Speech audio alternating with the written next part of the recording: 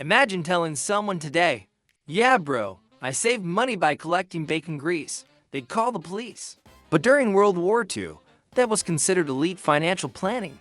Today, we're diving into the craziest financial survival habits people actually used in World War II. These are habits that would look broke, weird, or even illegal today, but back then, they literally kept families alive. Trust me, this is going to make your budgeting app look absolutely adorable.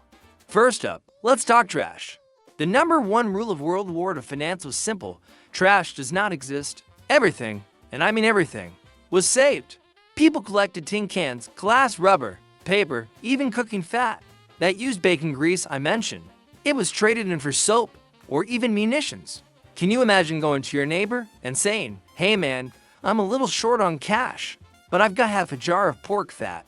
That was a real transaction. People understood that waste was a luxury they just couldn't afford. Now, let's talk about money itself. During World War II, cash was not king. In fact, having a wallet full of bills could mean absolutely nothing. You could have stacks of cash, but without ration coupons, you weren't buying sugar, meat, or gasoline. Ration books were the real currency, and people treated them like gold. They were hidden, traded, and yes, some people even forged them. Getting your hands on extra coupons was a serious hustle. In a way, society was running on government-issued NFTs, but made of paper. It completely changed the definition of wealth. Your financial status wasn't about the number in your bank account, about how many coupons you had in your book. Next, let's head outside. During the war, everyone farmed like a pro. People grew food absolutely everywhere. We're talking backyards, rooftops, public parks, and even on land that had been bombed out.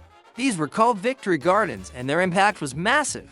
In some countries, they produced almost half of all the food consumed by civilians. It was a nationwide effort. Today, we have debates about organic versus not organic. Back then, the only question was, can I eat this and not die? It was about self-sufficiency on a scale we can barely comprehend. Your lawn wasn't for looks, it was for lettuce. Now, let's open up the closet. Fast fashion. It did not exist. People wore the same clothes for years, and I mean years. When a sock got a hole, you didn't throw it out, you learned how to darn it. When you outgrew a jacket, it was resized for a younger sibling. Shoes were resold again and again until they fell apart.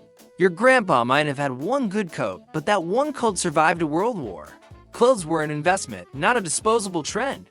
The idea of buying a new outfit every week would have been seen as completely insane. Every piece of fabric was precious. Okay, this next one is wild. Let's talk about the fake stockings era. Nylon, the material used to make stockings, was redirected for the war effort to make things like parachutes and ropes. This meant women couldn't buy new stockings. So what was the solution? They drew them on. That's right. Women would use makeup or leg paint to draw a straight line up the back of their legs to mimic the seam of a stocking. Imagine your morning routine. Hold on, honey, I just gotta draw my socks on. It was fashion, but make it wartime. It is a perfect example of human creativity and the desire for normalcy even in the most difficult times. When the official economy started to break down, a new one rose from the ashes.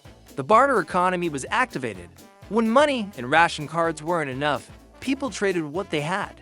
What was valuable? Anything people wanted but couldn't get. Cigarettes, coffee, sugar, soap. These became a form of currency. A pack of cigarettes could get you a loaf of bread. A bar of soap might be traded for some fresh eggs. In many places, cigarettes became the literal street currency for small transactions. Essentially, World War II invented side hustles long before social media ever did. It was all about what you had that someone else needed. Let's move into the kitchen. How do you make a small amount of food last an entire week? You get creative with the branding. Families would often cook one big pot of something, like a stew, and eat it all week.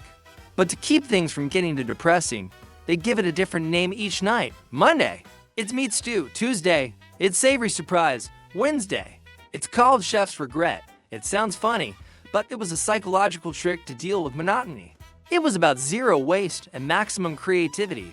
Nothing was thrown away, and every meal was stretched as far as it could possibly go.